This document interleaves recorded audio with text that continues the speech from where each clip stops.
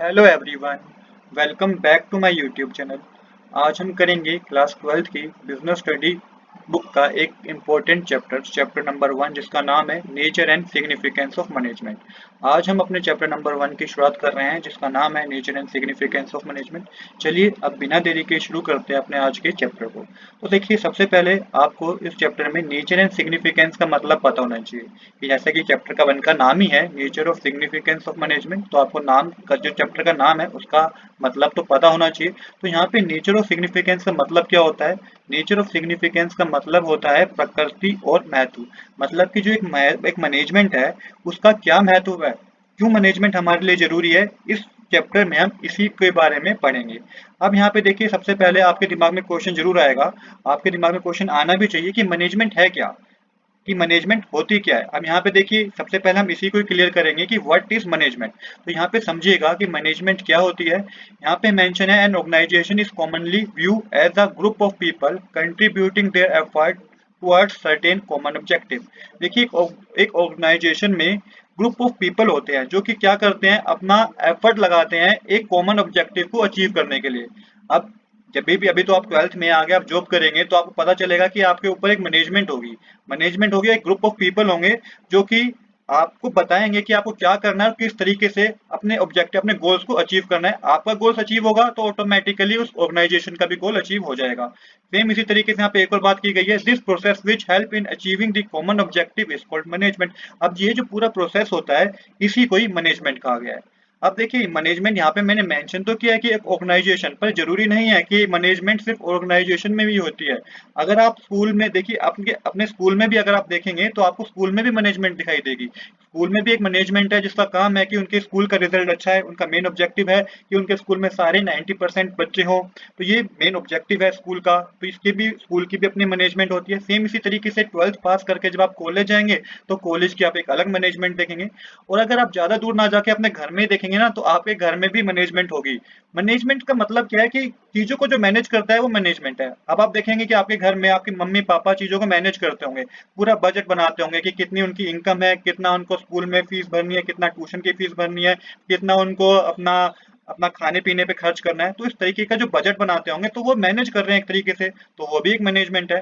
I hope कि जो बात मैं आपको समझाना चाहता हूँ वो आपको क्लियर है। देखिए, क्वेश्चन आपके एग्जाम में आ सकता है कि व्हाट इज मैनेजमेंट, तो इसी तरीके से आप लिख के आएंगे जैसा कि मैंने यहाँ पे आपको बताया कि an organization is commonly view as a group of people contributing their effort towards certain common objective.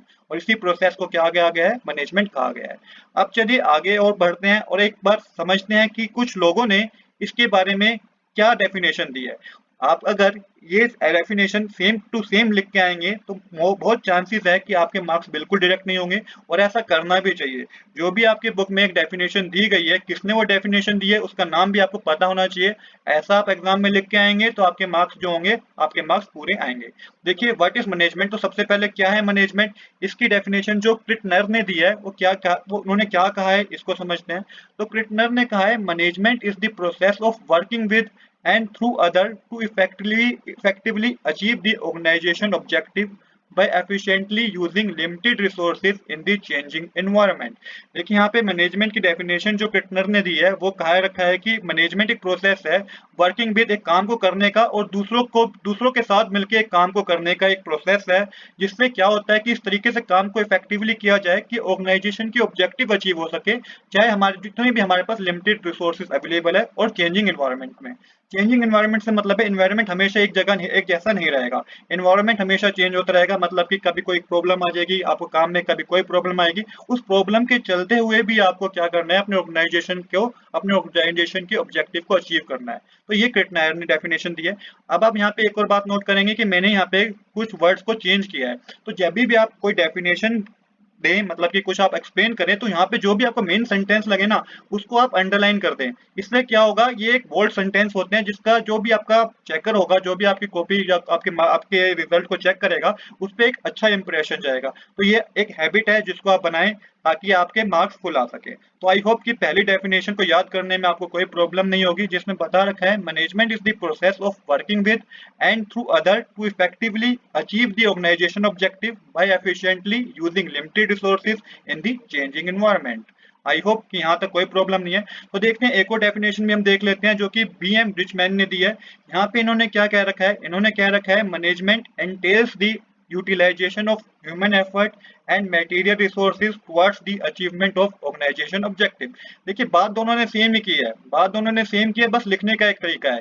अब यहाँ पे बता रखा है कि ह्यूमन के एफर्ट को यूटिलाइज करके और जितने भी रिसोर्सेज है उसको यूटिलाइज करके ऑर्गेनाइजेशन के गोल को अचीव करना ही मैनेजमेंट है।